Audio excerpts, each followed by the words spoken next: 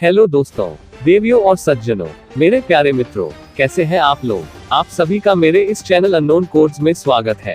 चलिए शुरू करते हैं, पर पहले आपसे ये अपील है कि दोस्तों वीडियो को शेयर, लाइक और सब्सक्राइब जरूर करें अगर अभी तक ना करा हो, और हमारे चैनल के दूसरे वीडियोस भी देखिएगा जरूर। इससे मुझे सपोर्ट मिलता है और चैनल को भी सपोर्ट मिलता है। दोस्तों वीडियो को आखिर तक जरूर देखिएगा।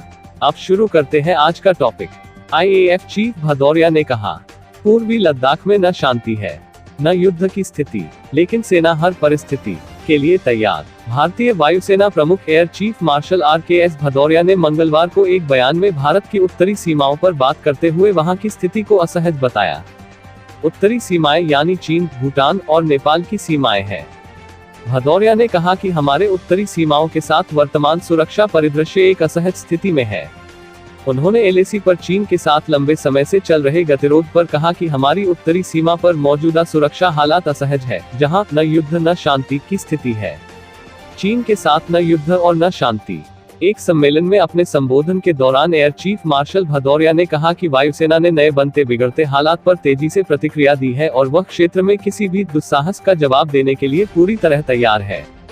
वायुसेना प्रमुख ने कहा, हमारी उत्तरी सीमा पर मौजूदा सुरक्षा परिदृश्य असहज, न युद्ध न शांति की स्थिति है। जैसा कि आप जानते हैं, हमारे सुरक्षा बल किसी भी चुनौती से निपटने के लिए पूरी तरह तैयार है। राफेल, अपाचे, चिनूक ने बढ़ाई ताकत। एयर चीफ ने कहा कि पूर्व में हासिल किए गए C-17 ग्लोबमास्टर, चिनूक और अपाचे हेलीकॉप्टरों के साथ हाल में वायुसेना में शामिल राफेल लड़ाकू विमानों ने वायुसेना की सामरिक और रणनीतिक क्षमता में पर्याप्त बढ़ोतरी की है। भारतीय एरोस्पेस इंडस्ट्री से जुड़े एक सम्मेलन के दौरान अपने संबोधन में उन्होंने कहा कि भविष्य में होने वाले किसी भी संघर्ष में वायुशक्ति हमारी जीत में अहम कारक रहेगी। इसलिए यह जरूरी है कि वायुसेना अपने दुश्मनों के खिलाफ तकनीक बढ़त हासिल करे और उसे बरकरार रखे।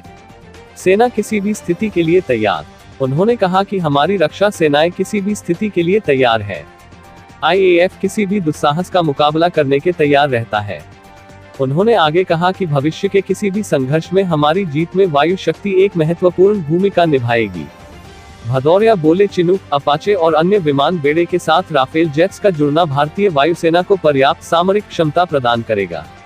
वायुसेना प्रमुख air chief marshal RKS Bhadauria ने पूर्वी लद्दाख में चीन के साथ सीमा पर लंबे समय से चल रहे गतिरोध के संदर्भ में कहा कि हमारी उत्तरी सीमा पर मौजूदा सुरक्षा परिदृश्य असहज है, जहां न युद्ध न शांति की स्थिति है। एक सम्मेलन में अपने संबोधन के दौरान एयर चीफ मार्शल भदौरिया ने कहा कि वायुसेना ने स्थिति पर तेजी के साथ प्रतिक्रिया दी है और वह क्षेत्र में किसी भी दुस्साहस का जवाब देने के लिए दृढ़ संकल्पित है।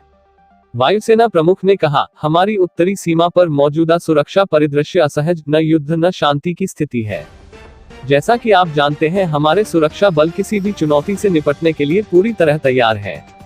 वायुसेना प्रमुख ने कहा कि पूर्व में हासिल किए गए C-17 ग्लोबमास्टर, चिनूक और अपाचे हेलीकॉप्टरों के साथ हाल में वायुसेना में शामिल राफेल लड़ाकू विमानों ने वायुसेना की सामरिक और रणनीतिक क्षमता में पर्याप्त बढ़ोतरी की है। भारतीय एरोस्पेस उद्योग से जुड़े एक सम्मेलन के दौरान अपने संबोधन में उन्होंने कहा, भविष्य में होने वाले किसी भी संघर्ष में वायुशक्ति हमारी जीत में अहम कारक रहेगी। इसलिए यह जरूरी है कि वायुसेना अपने दुश्मनों के खिलाफ तकनीक बढ़त हासिल करे और उसे बरकरार रखे।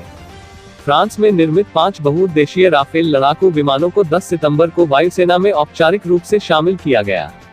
विमानों का यह बेड़ा पिछले कुछ हफ्तों से पूर्वी लद्दाख में उड़ान भर रहा है।